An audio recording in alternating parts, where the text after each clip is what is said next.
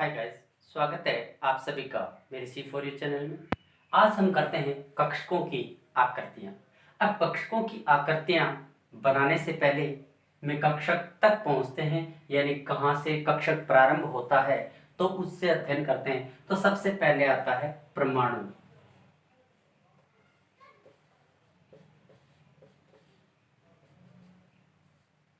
यानी परमाणु किससे कहते हैं?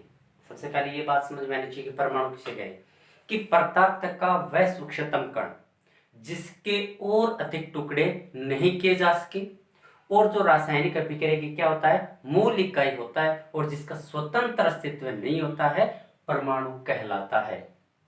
क्या मतलब हुआ? यानी पदार्थ है, उसके और अधिक टुकड़े नहीं किए जाते। मान लीजिए कोई पदार्थ है, इसके और अधिक या जितने छोटे टुकड़े हम कर सकते हैं उतने छोटे टुकड़े कर दिए, और वो क्या है, उस रासायनिक अभिक्रिया की मूल इकाई है। रासायनिक अभिक्रिया उसके बिना क्या है, संपन्न नहीं हो सकती। लिखने का काम यदि इस मार्कर से करें तो इसके बिना क्या, मार्कर के बिना इसका काम लिखना नहीं हो सकता है। तो उससे बड़ा रासायनिक अभिक्रिया की मूल इकाई क्या होता है, परमाणु होता है, और जिसका स्वतंत्र अस्तित्व नहीं होता है। यानी बिना परमाणु, अकेला परमाणु है वो पाया नहीं जाता है, अणु के रूप में वो क्या होता है, मौजूद रहता है। तो इसे क्या बोलते हैं, परमाणु कहते हैं। अब कोई भी परमाणु है, उसके नाभिक में क्या होता है, यानी कोई परमाणु है उसके अंदर क्या होता है, नाभिक होता है। ये क्या है, किसी परमाणु का कह देते हैं ये नाभिक है। इस नाभिक में क्या है, प्रोटॉन्स और न्यूट्रॉन्स की संख्या। इन नाभिक के चारों ओर ये क्या होते हैं, कोष होते हैं। इस नाभिक के चारों ओर क्या होते हैं, कोष होते हैं इस प्रकार से। और इन कोषों में इलेक्ट्रॉन्स क्या करते हैं, चक्कर लगाते हैं। इनमें क्या कह सकते हैं हम, इलेक्ट्रॉन्स क्या करते हैं, चक्कर लगाते हैं। इनको हम क्या बोलते हैं, कोष, या कह सकते हैं ऊर्जा स्तर। कोष या ऊर्जा स्तर। कोष कौन कौन से होते हैं, के, एल, एम, एन, और ऊर्जा स्तर के रूप में कहते हैं 1 2 3 4, इस प्रकार से चलते रहते हैं। तो ये होते हैं कोष। कोष में क्या होते हैं, इलेक्ट्रॉन्स, यानी कोष में इलेक्ट्रॉन, यानी कह सकते हैं इनको कोष कहते हैं, इन ऊर्जा स्तर कहते हैं। अब इस कोष में क्या होता है, उपकोष होता है, सब सेल्स जिसको बोलते हैं उपकोष। और उपकोष कौन कौन से हैं, एस, पी, डी, एफ, ये सारे क्या होते हैं, उपकोष होते हैं। और इन उपकोष में हम क्या कह सकते हैं, कोष होते हैं। क्या होते हैं, कोष। पहला यदि एस उपकोष है तो एस में क्या होता है, केवल ऐसी कोष कक्ष, उपकोष में क्या होते हैं, यहाँ कह सकते हैं कक्षक। क्या बोलेंगे, कक्षक, यानी ये क्या है, कक्षक। अब ये वाला है को उपकोष, इस उपकोष में कक्षक कौन सा होता है, एस में केवल क्या होगा, एस ही होगा। पी के कितने होते हैं, 3, पी एक्स, पी वाई और पी जेड। डी के कितने होते हैं, 5, जो लास्ट वीडियो में हमने किए थे, D X Y, D Y Z, D Z X, D X square 2 Y square और डी जेड स्क्वायर। इसमें 5 होते हैं और इसमें एफ में कितने होते हैं, 7 कक्षक होते हैं। अब ये कक्षक हो गए। अब इन कक्षकों में ही क्या पाए जाते हैं, इलेक्ट्रॉन से। इनमें क्या पाए जाते हैं, इलेक्ट्रॉन, यानी वह भाग जहाँ इलेक्ट्रॉन पाए जाने की सर्वाधिक संभावना होती है, इलेक्ट्रॉन्स के पाए जाने की सर्वाधिक संभावना होती है, उसी को हम क्या बोलते हैं, कक्षक कहते हैं। ऐसे थे परमाणु में चारों ओर वह स्थान जहाँ इलेक्ट्रॉन पाए जाने की सर्वाधिक संभावना होती है, उसी को हम क्या बोलते हैं, कक्षक कहते हैं। कक्षक किसको कहेंगे, जिसमें इलेक्ट्रॉन्स पाए जाने की संभावना क्या होगी, सर्वाधिक होगी, उसी को हम क्या बोलते हैं, कक्षक कहते हैं। अब कक्षक है, अब इन सारे कक्षकों की क्या बनाएंगे, आकृतियां बनानी है अपने को, कि आकृतियां कौन कौन सी होती है, ये किस प्रकार से रहता है।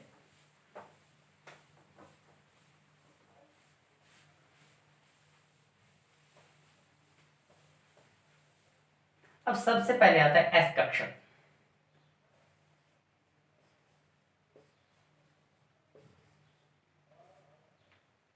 एक नंबर कह सकते हैं एस कक्षक। एस कक्षक है, एस कक्षक की क्या होती है, गोलाकार आकृति क्या होती है, गोलाकार होती है। एस कक्षक की आकृति कैसी होती है, गोलाकार, मतलब वो तीनों अक्ष एक्स वाई जेड तीन अक्षर उनमें कह सकते हैं गोला गोल के रूप में उपस्थित होता है। इस प्रकार से एस की आकृति क्या होती है, गोलाकार होती है। ये क्या होता है, एस कक्षक होता है। एस कक्षक क्या होता है, गोलाकार होता है। दूसरा कहें पी कक्षक।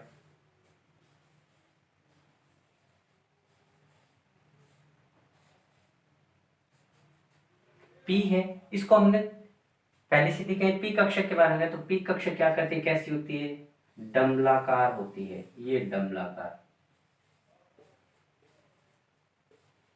डमलाकार, ये डमलाकार आकृति डम्बल के रूप में, यानी डम्बल होते हैं ये के, इसको एक पॉजिटिव एक क्या बोलते हैं, लूप, यानी इसको क्या बोल सकते हैं, लूप बोलते हैं। क्या बोलते हैं, लूप। लूप, एक लूप क्या है पॉजिटिव, दूसरी लूप क्या होती है नेगेटिव। ये पी कक्षक की क्या है, डमलाकार है। पी डमलाकार है। अब पी में कितने होते हैं, तीन होते हैं, पी एक्स, पी वाई और पी जेड। अब इन तीनों की क्या बना सकते हैं, हम आकृति बना सकते हैं।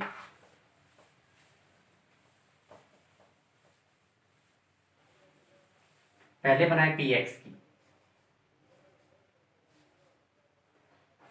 अपने ये तीन अक्ष होते हैं,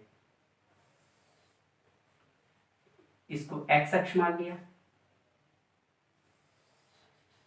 इसको वाई मान लिया और इसको क्या मान लिया, जेड अक्ष मान लिया। ये तीन अक्ष होते हैं अपने एक्स वाई जेड, तीन अक्ष, यानी एक एक्स वाई और दूसरे क्या कह सकते हैं सामने, उसको सामने तो प्रेजेंट नहीं कर सकते, इसलिए इसको क्या कर दिया, इस साइड में प्रेजेंट कर दिया, तो वाई अक्ष हो गई। ये तीन अक्ष हो गए। अब अपने को बनाना पी एक्स आकृति, हम क्या करते हैं, डमलाकार होती है। पी की क्या आकृति क्या होती है, डमलाकार। अब पी एक्स है, इसका मतलब जो एक्स एक्सिस है, यानी ये एक्स एक्सिस है, इस पर क्या होगा, डंबल होगा। क्या होगा, ये कह सकते हैं डंबल होगा। ये होगी क्या होगी, पी एक्स की आकृति होगी। क्या होगी, पी एक्स कक्षक की। ये क्या हो गया, पी एक्स कक्षक हो गया। ये एक्स एक्सिस पे हमने इसके डंबल्स बना दिए, तो एक को पॉजिटिव मानेंगे, एक को क्या मानेंगे, नेगेटिव मानेंगे। तो ये पी एक्स कक्षक की आकृति पी वाई की बनानी हो तो अपने को क्या करना है, वही तीन अक्ष बनाने,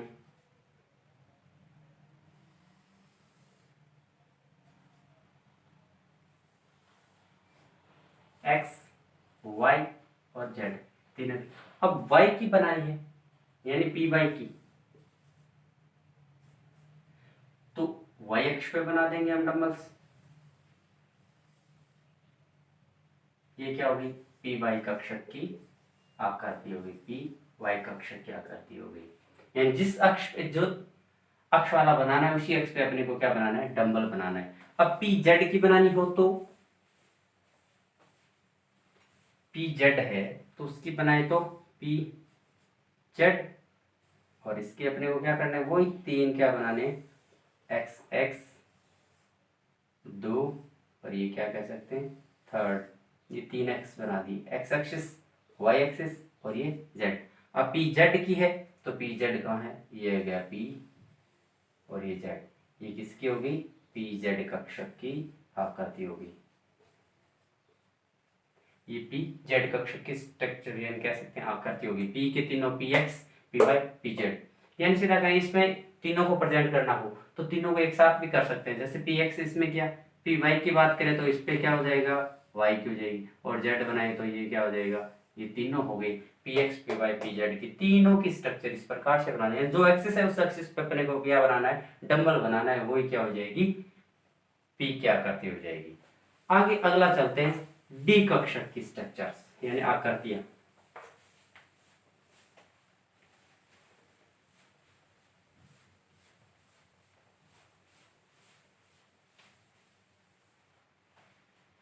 डी कक्षक,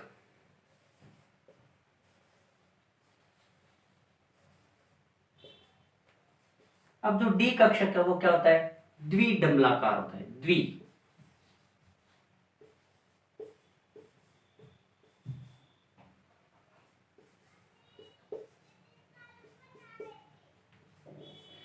द्विडम्बलाकार होता है, यानी दो डम्बल एक साथ में होंगे। क्या होंगे? दो डम्बल से एक साथ में होंगे, एक डम्बल और ये क्या कह सकते हैं, दूसरा डम्बल। ये दो डम्बल बन गए, यानी डी कक्षा की आकृति क्या होगी? द्विडम्बलाकार होगी। अब द्विडम्बलाकार मतलब दो डम्बल हो गए, एक ये डम्बल वाला और एक ये डम्बल, तो दो डम्बल्स हो गए। अब अपने को पता है कि डी के कितने होते हैं? 5 कक्षक होते हैं, तो उन पांचों के बनाते हैं। सबसे पहले बनाते हैं D X Y. D X Y कक्षक है, उसकी आकृति कैसी होगी? एक अक्ष, दो अक्ष, एक्स और वाई ले लेते हैं। इसको एक्स मान लिया और इसको क्या मान लेंगे? वाई मान लेंगे। जेड इधर वाली हो जाएगी, क्योंकि अपने एक्स और वाई लिखा है, इसका मतलब एक्स और वाई के बीच में अपने को क्या बनाने? डम्बल्स बनाने।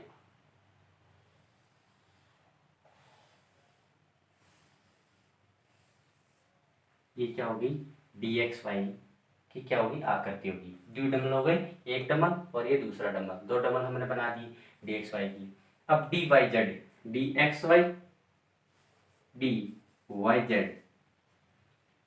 अब तीसरी यदि एक्सिस इसमें बनाना चाहें तो हम बना सकते हैं, इस प्रकार से प्रेजेंट कर सकते हैं। यहाँ पे कौन सी हो जाएगी? जेड हो जाएगी। यहाँ पे अपने को 3 बनानी है एक्सिस, 1 2। एक को हम वाई मान लेते हैं, एक को हम क्या मान लेते हैं? जेड मान लेते हैं। तीसरी वो बीच में आ जाएगी, तो दो डम्बल बनाने आसानी से बना सकते हैं। द्वि डम्बल,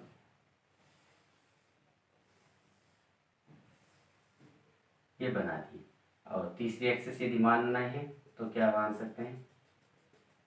ये होगी X axis, X Y Z. यानी तीनों एक्सिस से वो किस साइड में माना जा सकता है कि एक्स है, ये वाई है और ये जेड है। अपने ऊपर निर्भर है कि कौन से को हम एक्स एक्सिस मान रहे हैं, कौन सी को वाई मान रहे हैं और कौन सी को जेड मान रहे हैं। ये दो की होगी। तीसरा जेड एक्स,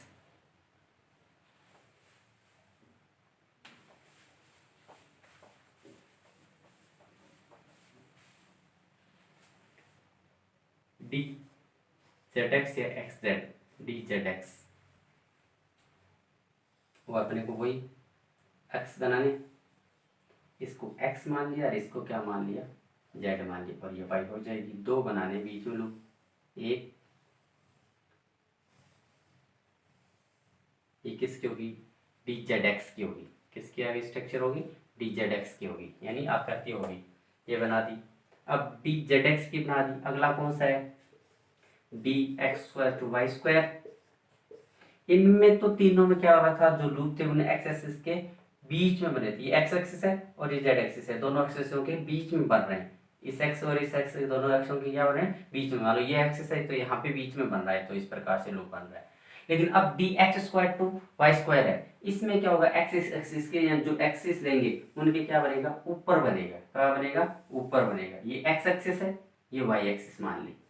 अब एक्स स्क्वायर यानी एक्स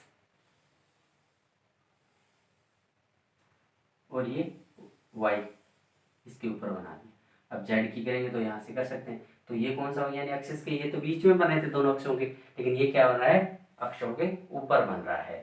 तो ये किसकी हो जाएगी? D X square two Y square. Last करते हैं डी जेड स्क्वायर की।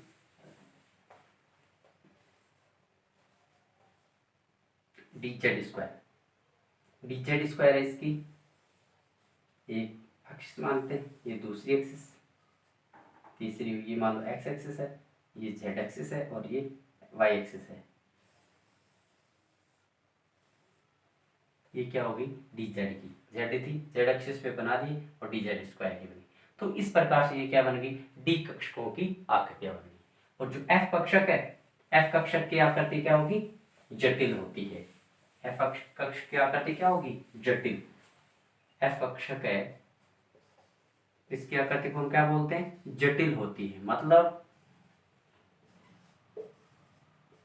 यानी उसको बोर्ड पे आसानी से ड्रा नहीं कर सकते, मतलब उसको बना नहीं सकते, इसलिए उसको क्या बोल दिया जाता है? जटिल बोल दिया जाता है कि जटिल होती है, उसकी स्ट्रक्चर क्या होती है? जटिल होती है। जैसे मान लो ये है, मान लो ये तो अभी बनाए थे हमने, डी कक्षकों की आकृति बनाई थी। अब क्या होगा? जो एफ कक्षक है उसकी आकृति मतलब हो सकता चार और इसी प्रकार से होंगे। वो हो सकता है इनके ऊपर हो, एक साइड हो, किस साइड हो, यानी कैसे भी स्ट्रक्चर इसके साथ में इंडिकेट हो सकती है। यानी हो सकता है 4 लोग एक यहाँ पे बने, एक यहाँ बने और एक यहाँ बने और एक यहाँ बने, तो इस प्रकार से बन सकती है। यानी अलग अलग ग्रुप्स बनती हैं या इस प्रकार से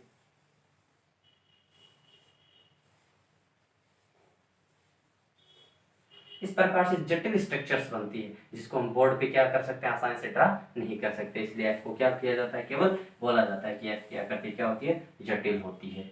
तो ये क्या हो गया, एक छोटा सा वीडियो है अपना कक्षों की आकृतियों के बारे में, ताकि अपने को क्या रहे, याद रहे कि कक्षों में आकृतियां किस प्रकार से कैसी कैसी होती है।